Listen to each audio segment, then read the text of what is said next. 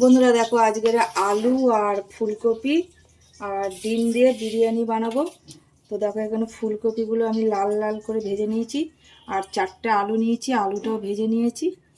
আর আর এই যে এখানে 7খানা ডিম সেদ্ধ করে নিয়েছি। তো চলো, আলু ফুলকপিটা তো ভেজে নিয়েছি, তো এটাকে একটু মশলা দিয়ে কষাবো। আর বিরিয়ানির জন্য আলু ফুলকপিটা একটু মশলা দিয়ে কষাবো। তার জন্য এখানে নিয়েছি গোটা গরম মশলা, তেজপাতা। তো ফোড়নে দিয়ে দেবো আদা রসুনের পেস্ট, দিয়ে দেবো 2 চামচ, দিয়ে দেবো হলুদ, দিয়ে দেবো লঙ্কার গুঁড়ো, দিয়ে দেবো স্বাদ মতন নুন, দিয়ে দেবো। সব কিছু দিয়ে ভাজার জন্য খুব ভালোভাবে নেড়ে দেবো। টক দই দিয়ে দেবো।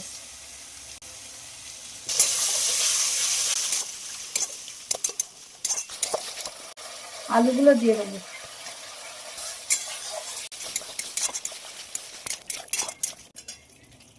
এবার ফুলকপিগুলো দিয়ে দেবো।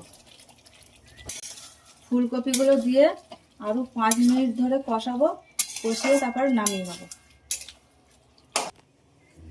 আর বন্ধুরা দেখো, আমি বিরিয়ানির ভাতটা আগের থেকে করে রেখেছিলাম, খুব একটা নরম করিনি, অল্প বাকি থাকতে নামিয়ে নিয়েছি।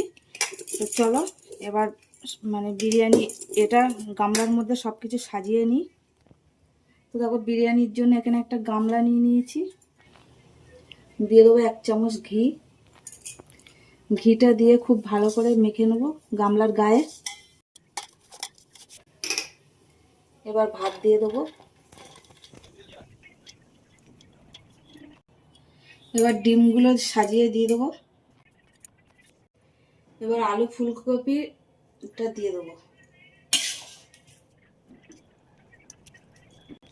দিয়ে দেবো পেঁয়াজের বেরেস্তা। দিয়ে দেবো কুচানো ধনেপাতা। বাকি ভাতগুলো দিয়ে দেবো ওপর থেকে। আবার ওপর থেকে সেই পেঁয়াজের বেরেস্তাটা দিয়ে দেবো। বাকি ধনেপাতাটা দিয়ে দেবো। আর বিরিয়ানির জন্য দুধ নিয়ে নিয়েছি ছোট 1 বাটি। তো ওর মধ্যে দিয়ে দেবো কেওড়া জল 1 চামচ।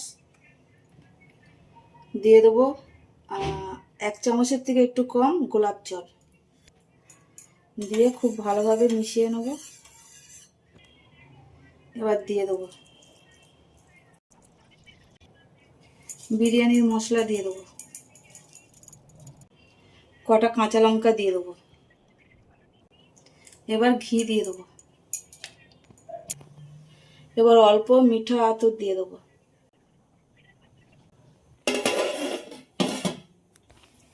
আর এখানে দেখো, একটা চাটু বসিয়েছি। তো 10 মিনিটের জন্য পুরো হাইতে রাখবো, তারপরে 15 মিনিট কমিয়ে দেবো। তো বসিয়ে দিলাম। এবার আমি বিরিয়ানির গামলার উপরে শিলটা চাপিয়ে দিলাম। তো বন্ধুরা দেখো, বিরিয়ানি কত ঝরঝরে হয়েছে, আলু ফুলকপি আর ডিম দিয়ে বিরিয়ানি। তো চলো একটা প্লেটে বেড়ে তোমাদেরকে দেখাই।